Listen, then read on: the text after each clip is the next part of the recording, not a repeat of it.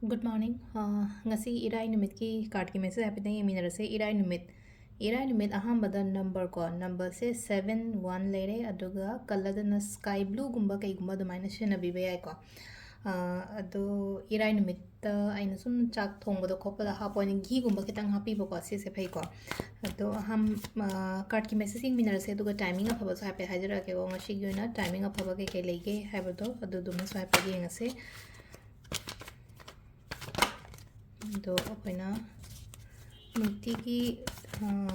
lokthokpa dumaina card ahum gata lokthokjarasi ko card ahum 3 cards ko koigi daily gi card number 1 2 3 ko sida lere ko first card sida lere second card sida lere third card sida lere ko ahamba se khansira ani shuba khansira natraga ahum suba khansira ama khanbira se ko haidi first card khanba ngai gi oina se lai se ko sida oise kitang ngasigi oina haragati ko aina kaino ma expect awena khala se ko haidi poto yo yo dabagi tapta kitang disappointed kumba oigani ko look tharaga lai se mi se ko disappointed oiba haidi ningba kitang thumpa tabado haidi aina khalamba ga haidi lapana kitang lapani khangde natraga haidi delay oibani khangde ama mai tara oiba odumaina oina oi ko adu nuai tabado kemta khan kano haidi adu si potel engonda phangodre natraga lehodre na khalse atopa lakani badum kemta khan kano ko hold tawra thamgon nuai tabse let go haidi any kaino ma leiba matab ta wakhan nuai tabani khangde natraga mi magi matang da khalaga leibani khangde dumaina khanba leiraga ti just let go chachagi sano dugi poto adugi wakhan do ai kokte thadok piyo ko ahamba 1 khanba ngai gina sida leire ko number 2 ko number 2 sina sida su akoina ꯍꯣꯠꯅꯕꯁꯤꯒ ꯉꯁꯥꯏꯒꯤ ꯑꯩꯒꯤ ꯂꯥꯛꯏꯕ ꯄꯣꯠꯁꯤꯒ ꯈꯔ ꯈꯦꯠꯅꯕꯒꯤꯗꯃꯛꯇ ꯍꯥꯏꯗꯤ ꯃꯤꯁꯦ ꯂꯨꯞꯊꯔꯒ ꯂꯩꯔꯤꯁꯦ ꯑꯪꯀ ꯍꯥꯏꯗꯤ ꯂꯨꯞꯊꯔꯒ ꯂꯩꯔꯤꯁꯦ ꯍꯥꯏꯗꯤ ꯋꯥꯔꯦꯕ ꯇꯁꯦꯡꯅ ꯍꯧꯖꯤꯛ ꯍꯥꯏꯇꯥꯔꯦꯀꯣ ꯍꯥꯏꯗꯤ ꯋꯥꯕ ꯍꯥꯏꯔꯒꯗꯤ ꯉꯁꯥꯏꯒꯤ ꯍꯣꯠꯅꯕ ꯌꯥꯕ ꯍꯣꯠꯅꯔꯒ ꯍꯥꯏꯗꯤ ꯉꯁꯥꯏꯒꯤ ꯔꯤꯇꯔꯟ ꯔꯤꯋꯥꯔꯗꯇꯨꯅ ꯈꯤꯇꯪ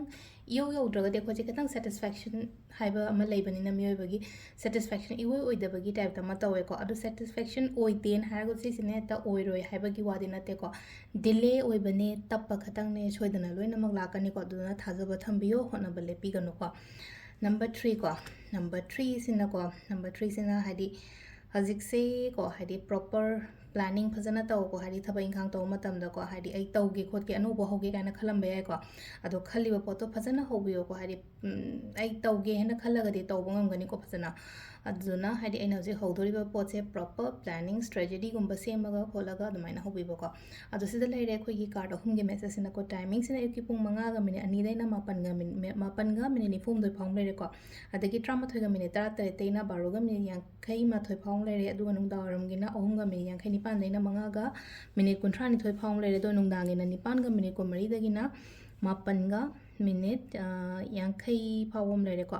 aduga ahing nungyai gi na 13 ga minute 13 tagi na pung ahum ga minute 35 phawom leire ko sisina khoi gi ngasi gi oina afaba timing ko adu sida leire ko khoi gi ngasi gi oina card ki reading se ma'am thank you